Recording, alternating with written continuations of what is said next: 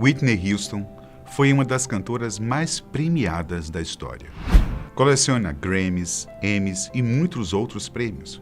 Mas você sabe qual foi a causa da sua morte? Por qual motivo passou a citar a Bíblia nos seus últimos dias?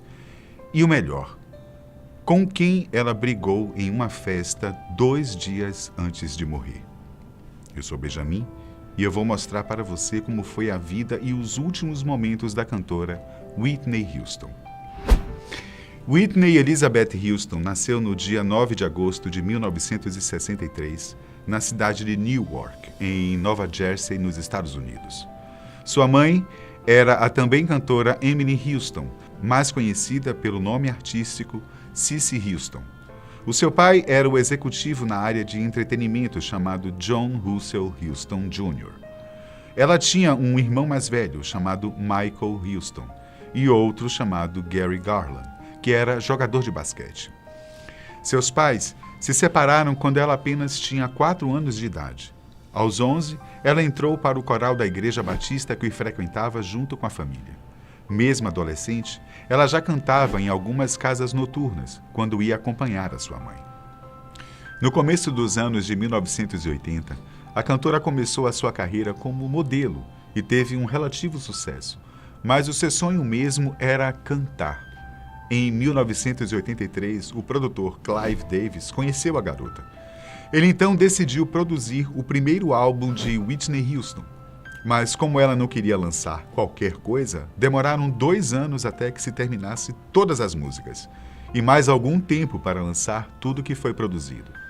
5 anos depois, ela finalmente lançou o seu primeiro álbum denominado Whitney Houston. Foi simplesmente um estouro. Ela vendeu 25 milhões de cópias e ainda faturou seu primeiro Grammy Award. Todos estavam empolgados com ela, a considerando uma grande surpresa.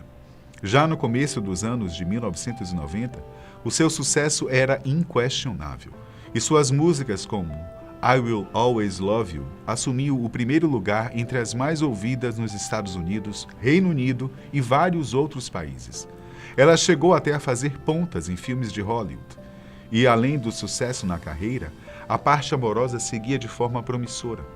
Em 1992, ela se casou com o cantor Bobby Brown. Um ano depois, deu à luz a sua única filha, Bobby Houston Brown. O sucesso não parava.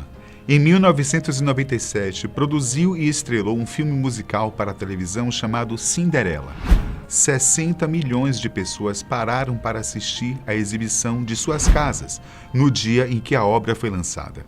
Foi uma das maiores audiências da TV para um filme. Mas a partir do ano de 2002, a realidade aparentemente perfeita começou a dar indícios de estar em uma iminente crise. Veio a público que Whitney sofria com depressão e ainda abusava do uso de drogas, incluindo a cocaína. E era algo bem extremo, havendo casos em que ela chegou a passar 5 dias internada em uma clínica de reabilitação. Não por acaso, sua carreira já não ia tão bem como antes. Em 2007, ela se separou do marido. Depois, ficou revelado que o casamento deles era muito complicado desde o início. Havia agressões, humilhações, ameaças e tudo mais que uma relação abusiva poderia ter. As notícias caíram como uma bomba na imprensa, o que fez com que fofocas a respeito da vida pessoal da artista voltassem com toda a força na mídia e no julgamento coletivo. Por volta do ano de 2008, ela conseguiu dar a volta por cima. Lançou o álbum I Look to You, que estreou na primeira posição dos Estados Unidos, sendo um recomeço de um ícone da música. No American Music Awards de 2009, ela foi a principal homenageada. Fez uma bela apresentação da música I Didn't Know My Own Strength. Um ano depois, relançou seu primeiro álbum em uma comemoração de 25 anos. Parecia que finalmente as coisas estavam voltando ao normal. Até mesmo o público estava otimista e parecia ter esquecido a nuvem negra que assolou o mundo de Whitney tempos antes disso. A artista voltou a produzir um filme. Dessa vez seria um remake de uma obra chamada Sparkle. Infelizmente, ela não teve tempo de ver os resultados do filme, que foi lançado na metade do ano de 2012. O último da vida de uma das maiores artistas da história. Isso porque, meses antes de morrer, a artista voltou a apresentar um quadro de depressão. Ela passou a fazer tratamentos psiquiátricos e começou a tomar antidepressivos e ansiolíticos. Para piorar, convivia com ameaças de seu ex-marido, além de lidar com severos problemas familiares, como o fato de sua filha ter começado a usar drogas. No dia 9 de fevereiro de 2012, Whitney fez uma visita às cantoras Brandy e Monica. Whitney não estava sozinha. Com ela estava Clive Davis, o mesmo produtor musical que a lançou para o mundo. Ambos foram conferir o ensaio das duas cantoras que se apresentariam em uma festa que seria dada em homenagem a Davis no Beverly Hilton, um famoso hotel da cidade de Beverly Hills, na Califórnia. Ainda no dia 9, Houston faria sua última aparição pública. Juntamente com sua filha, Bobby Brown, ela foi convidada para uma confraternização promovida pela cantora Kelly Price, que havia ganhado há pouco tempo um Grammy. A festa foi na True Hollywood, uma badalada casa noturna, e o nome da celebração era Kelly Price and Friends Unplugged for the Love or R&B Grammy Party. Lá, com a dona da festa, a artista cantou a música Jesus Loves Me.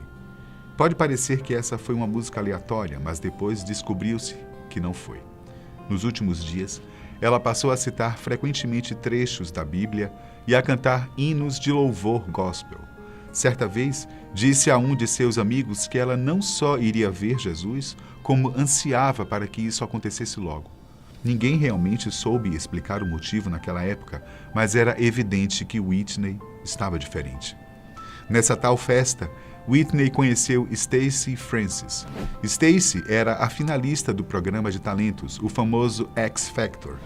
Ela já havia afirmado que era uma grande fã de Whitney Houston e que tinha muita vontade de encontrá-la novamente, já que, quando criança, certa vez, em 99, subiu ao palco para cantar com a cantora em um daqueles momentos em que o artista chama alguém para a plateia. Whitney ficou muito feliz ao saber da história e juntas as duas começaram a conversar. Porém, em um dado momento, Ray G, que havia tido um relacionamento com Whitney, se juntou à conversa. Sabe-se lá por qual motivo, que ainda não se sabe, a cantora ficou extremamente irritada e começou a tentar agredir Stacey. As duas foram separadas e, segundo testemunhas, apesar de um arranhão ou outro, nada demais aconteceu, já que as pessoas conseguiram separá-las a tempo. Whitney foi embora da casa noturna. Alguns afirmaram que ela estava sangrando. Os amigos rebatem essas informações dizendo que, na verdade, ela estaria suada por conta da performance e da festa, onde ela estava dançando e cantando.